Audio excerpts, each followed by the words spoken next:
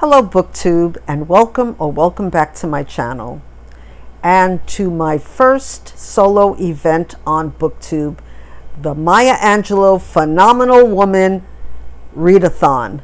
I want to give a big thank you to all of the booktubers who have shouted out this for me first event, and a celebration also of my 74th birthday later this month and 4 years on booktube. And I love all of you. I love my friends here. This video is going to be a short one. I'm really going to suggest some works by Maya Angelou. And I took out of the library the collected autobiographies of Maya Angelou. But this volume didn't include her the last autobiography, which was Mom and Me and Mom. And that was written in the 80s when her mother passed away, and it told their fraught relationship and maybe how, I haven't read it, but maybe how they repaired their relationship. Now, if you haven't read Maya Angelou, I'm going to read you the names of her books, all of the oeuvre of autobiographies that she wrote that defined a woman's life. And of course, a lot of people know, I Know Why the Caged Bird Sings. That was her first book.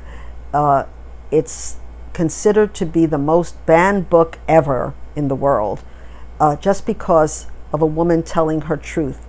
And especially Florida's Board of Education has taken out 3 of her books.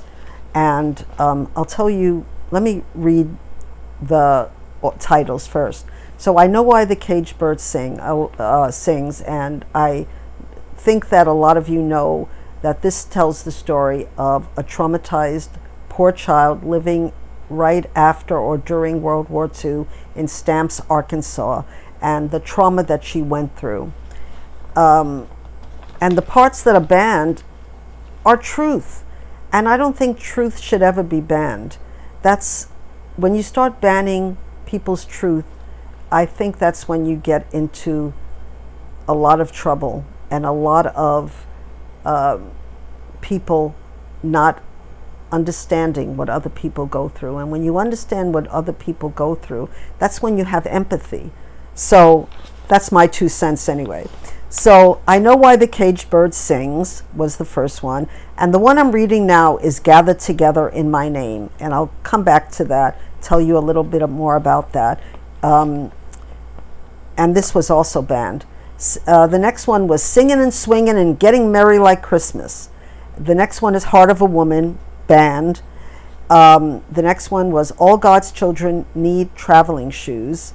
Then a song, the last one is a song flung up to heaven. And that book I've not read. And I don't think I'm going to get to it this month, though I hope to get to it at some point. And not included was the one I told you about, Mom and Me and Mom. So this book was, like I said, was written in, was printed in 1994. Oh, so the whole Modern Library edition was published in 2004. So I'm thinking that the last book, Mom and Me and Mom, might have been written in 2018 when her mother passed away. But I'm not sure about that. I'll try to have that in the description. So I wanted to talk about Gathered Together in My Name because I'm rereading it now. And for a little blurb about it, the book opens in the years following World War II. Angelou, still known as Marguerite or Rita, has just given birth to her son Clyde and is living with her mother and stepfather in San Francisco. The book follows Marguerite from the ages of 17 to 19. And I think that's probably why the book was banned, because those ages in a woman's life particularly are very much fraught with drama, bad things happening, and if you're poor and a minority, it's just always worse. So,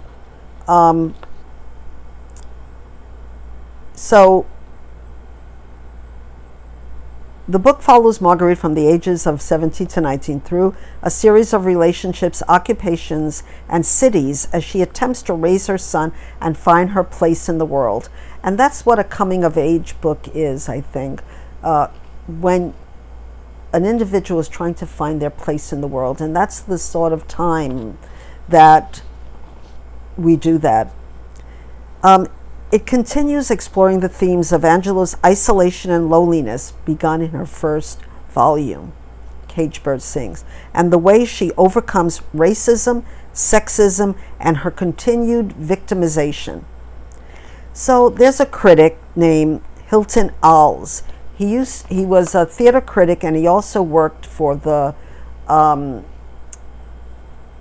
Village Voice. That when I was a teenager, every time it came out, we were running to the newsstand to get it because it was that good.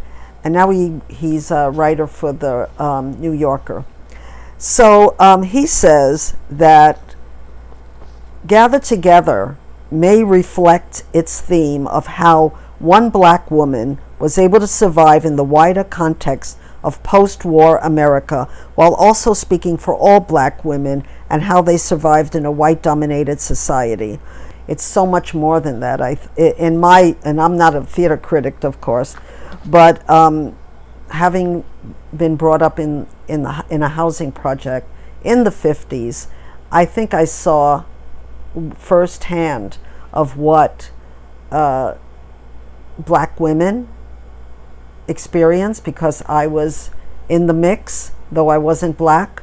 I was friends with many, growing up with many black girls and Puerto Rican girls, and I saw a lot of traumatic experiences in my youth.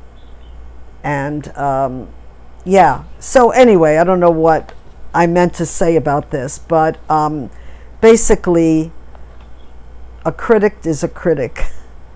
But when you live through something and you write about something, I think that only someone who has walked in her shoes, so to speak, can really define what a book stands for, in the sense of that it is all black women.